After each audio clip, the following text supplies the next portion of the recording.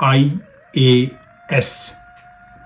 आई मैंने आइडेंटिफाई, दूसरा है एक्सेप्ट और तीसरा है सॉल्यूशन।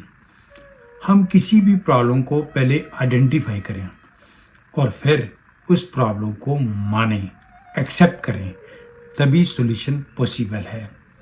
इंडिया का डेट लगभग 736 बिलियन डॉलर है। तो अगर आज के डेट और रिजर्व को देखा जाए तो हम 92% रिजर्व लेके बैठे हैं।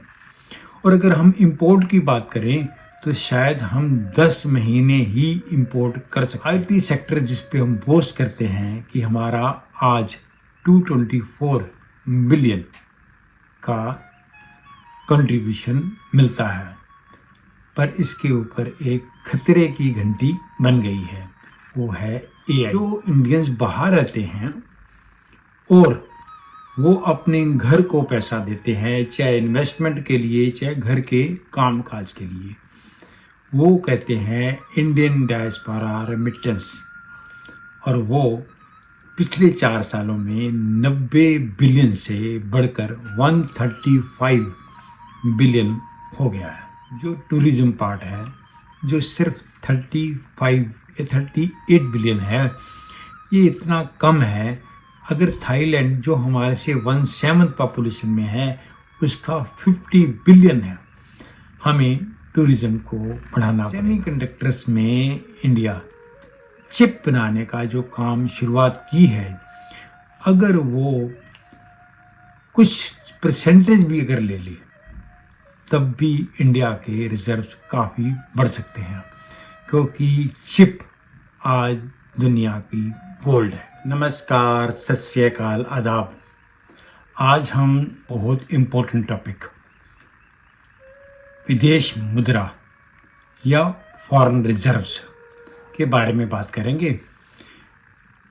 हमारे प्रधानमंत्री मोदी जी ने अभी हाल में ही कुछ संदेश दिए, कुछ रिक्वेस्ट की, कुछ मैसेज दिए, सभी जानते हैं और सोशल मीडिया पे भूचाल आया हुआ है। ऑपोजिशन और रूलिंग पार्टी को मानने वाले अपने अपने तर्क दे रहे हैं, पर हम उन तर्कों में ना जाकर इस सब्जेक्ट को समझने की कोशिश करेंगे। ये वीडियो लंबी हो सकती है। कुछ ऐसे फैक्ट्स हम डिस्कस करेंगे जो आपको बहुत अलग लगेंगे, इसलिए ये वीडियो आखिर तक देखिए। ये वीडियो ना तो किसी रूलिंग पार्टी या किसी ऑपोजिशन को सपोर्ट करती है, ये सिर्फ इकोनॉमिक्स की बात करेगी और इकोनॉमिक्स के बेस पे, फैक्ट्स और डेटा के बेस पे हम बात करेंगे। किसी मसले को समझने के लिए पहले एक बात को समझना पड़ेगा, जिसे मैं कहता हूँ IAS। आई मैंने आइडेंटिफाई, दूसरा है एक्सेप्ट और तीसरा है सॉल्यूशन। हम किसी भी प्रॉब्लम को पहले आइडेंटिफाई करें और फिर उस प्रॉब्लम को मानें, एक्सेप्ट करें, तभी सॉल्यूशन पॉसिबल है।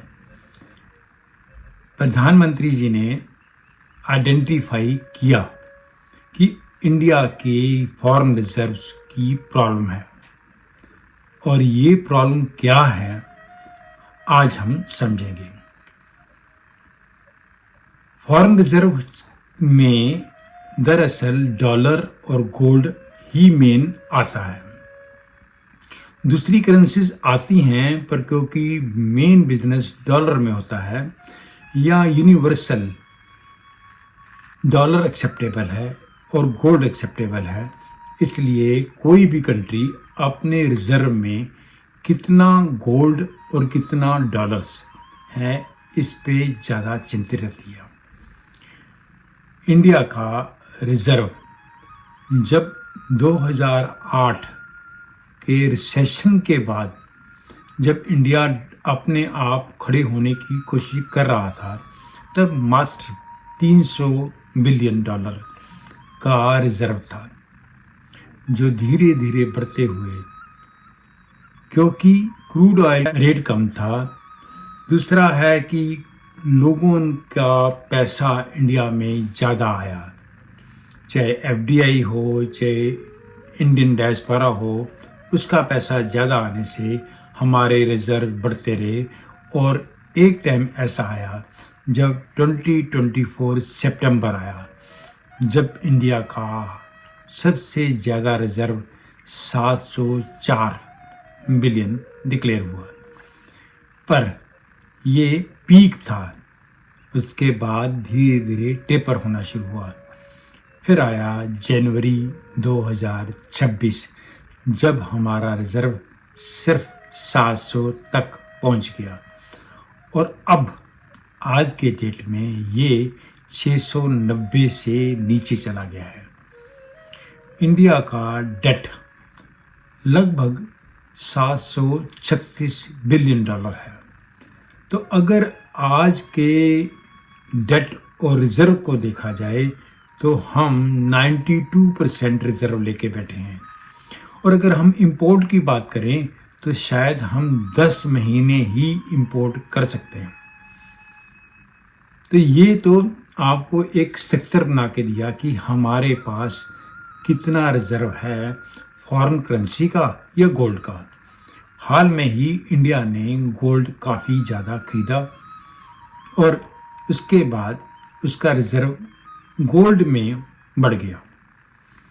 उसका फ़ायदा शायद आज होगा जब गोल्ड का प्राइस बढ़ रहा है। तो रिजर्व के लिए फॉरेन रिजर्व होता क्या है, इसको हमने थोड़ा बहुत समझ लिया।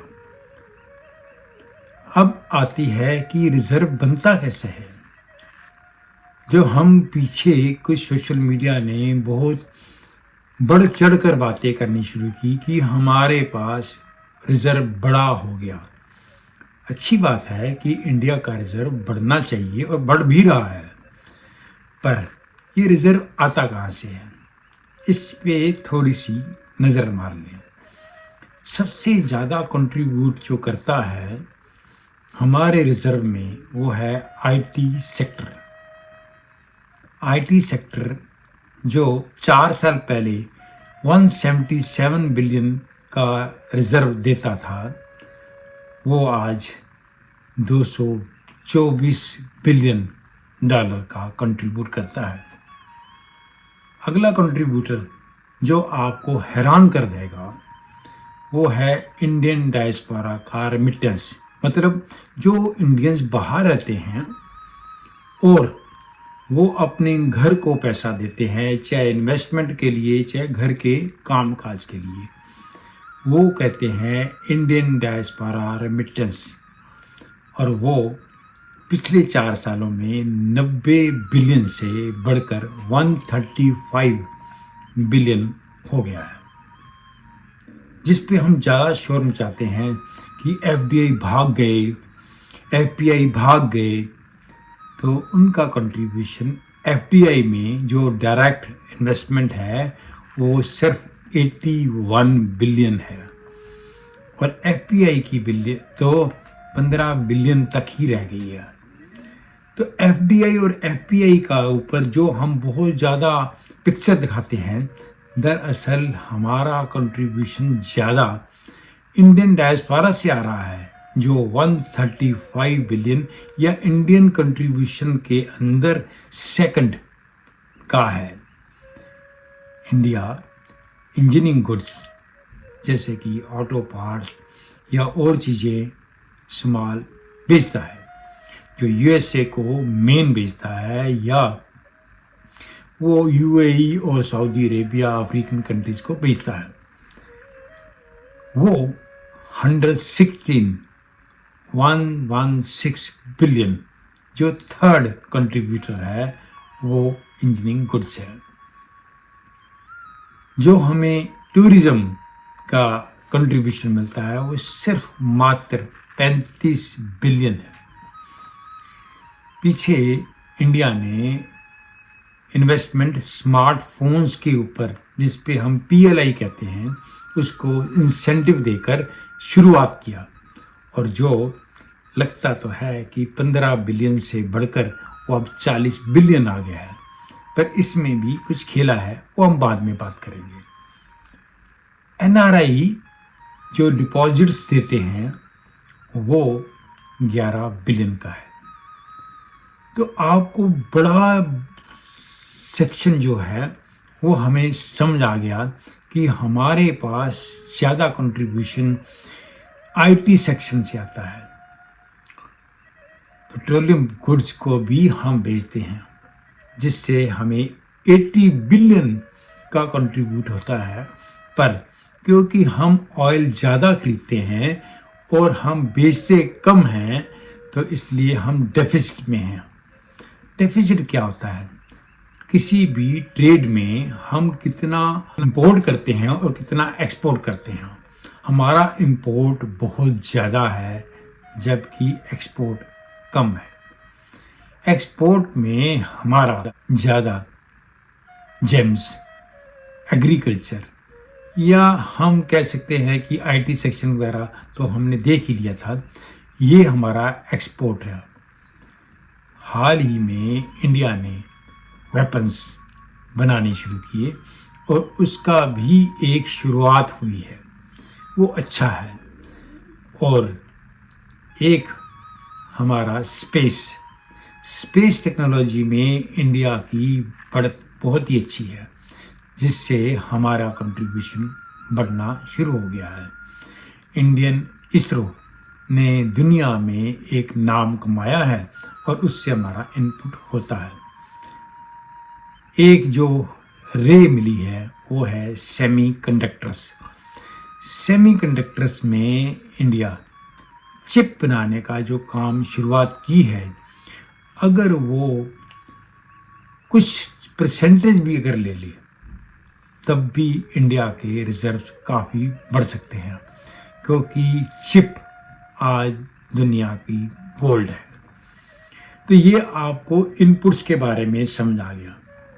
इनपुट्स कहाँ इम्प्रूव करने थे और उनमें क्या ज़रूरत है, इसके बारे में थोड़ी सी चर्चा करके हम फिर आउटफ्लो के बारे में बात करेंगे।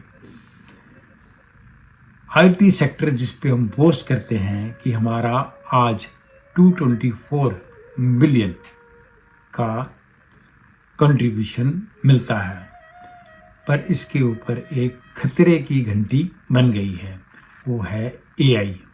हालांकि AI में भी इंडिया अच्छा करेगा, पर ये अल्टीमेटली आपकी बहुत सारी जॉब्स को खा जाएगा।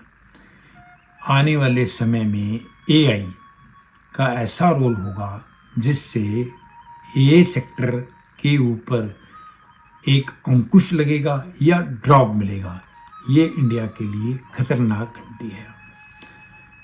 जो FDI और FPI है उससे हमें इतना ज़्यादा फर्क नहीं पड़ रहा, क्योंकि इंडियन इन्वेस्टर्स का बढ़ना शुरू हो गया है। जो टूरिज़्म पार्ट है, जो सिर्फ 35 या 38 बिलियन है, ये इतना कम है। अगर थाईलैंड जो हमारे से 1/7 पॉपुलेशन में है उसका 50 बिलियन है। हमें टूरिज़्म को बढ़ाना पड़ेगा। उसके लिए हमें कुछ चीज़ें करनी हैं जो हमने की ही नहीं। पहली, सफाई। हम हर जगह गंदगी से रहते हैं, गंदगी हमारा पार्ट है। अभी मैं किसी वीडियो को देख रहा था तो पोर्ट ब्लेयर में एक यूट्यूबर जो दिखा रहा था, वो दिखाते दिखाते भी परेशान हो गया कि जहाँ देखो प्लास्टिक, ये गंदगी मिलती थी। अगर हमारे टूरिज़्म में ये सफाई नहीं है तो बाहर के लोग नहीं आएंगे। अगर हम अपने इंफ्रास्ट्रक्चर, मतलब वहाँ के जो रहने का, वहाँ पे जो ट्रांसपोर्टेशन का डेवलपमेंट नहीं करेंगे, तब भी हमारा डेवलपमेंट नहीं होने वाला। टूरिज़्म, हमारे पास इतनी डाइवर्सिटी है पर हमने उसे एक्सप्लोर नहीं किया। कुछ चीज़ें तो हमने रिलीजन के ऊपर बांट कर दिया। हम चाहते हैं अयोध्या टेम्पल को लोग ज़्यादा देखें पर ताजमहल को नहीं। ताजमहल और अयोध्या टेम्पल हमारे ही हैं। अगर कोई फॉरेन से ट्रिप करता है, वो अगर अयोध्या भी जाता है और आगरा में ताजमहल भी जाता है, तो पैसा तो इंडिया में ही आएगा। इसलिए जो ये रिलीजियस डिविजन्स हैं या अनसर्टेनिटी है या एक दूसरे के बारे में नफरत है, ये भी हमारी टूरिज्म को कम करेगा। हमारा टूरिज्म डॉलर के रेट से भी इफ़ेक्ट करता है। जैसे जैसे डॉलर का रेट इंडियन रुपीज़ में बढ़ता जाएगा, टूरिज्म बढ़ सकता है, पर क्या हम उसके लिए तैयार हैं या नहीं। तो ये हम इनपुट्स के बारे में बात कर रहे थे, जिससे आप समझ सकते हैं कि हमें कौन से सेक्टर्स में ज़्यादा डेवलपमेंट करना है। जो स्मार्टफोन की बात है, जिसका डेटा बोलता है कि हम 40 बिलियन के स्मार्टफोन बेचते हैं, इसमें भी खेल है, क्योंकि इसके अंदर वैल्यू एडिशन या लेबर कॉस्ट सिर्फ 4% है। अगर आप $1000 का मोबाइल बेचते हो तो आपको 40 से $200 तक ही अर्निंग होती है। तो रिज़र्व जो आपके बढ़ेंगे वो $1000 नहीं बढ़ेंगे। जबकि क्रूड ऑयल में, क्योंकि हम ऑयल बाहर से खरीदते हैं और उसको हम बेचते हैं, तो उसके अंदर पूरी इंडस्ट्री हमारी है, हमारी नो हाउ है। इंडिया में जामनगर रिलायंस की जो रिफाइनरी है वो वर्ल्ड की सबसे बड़ी रिफाइनरी है। ये हमारी एक स्ट्रेंथ है जिसे हमें बढ़ाना पड़ेगा। पर अगर इनपुट भी इनफ्लो नहीं बढ़ा तो मुश्किल होगा।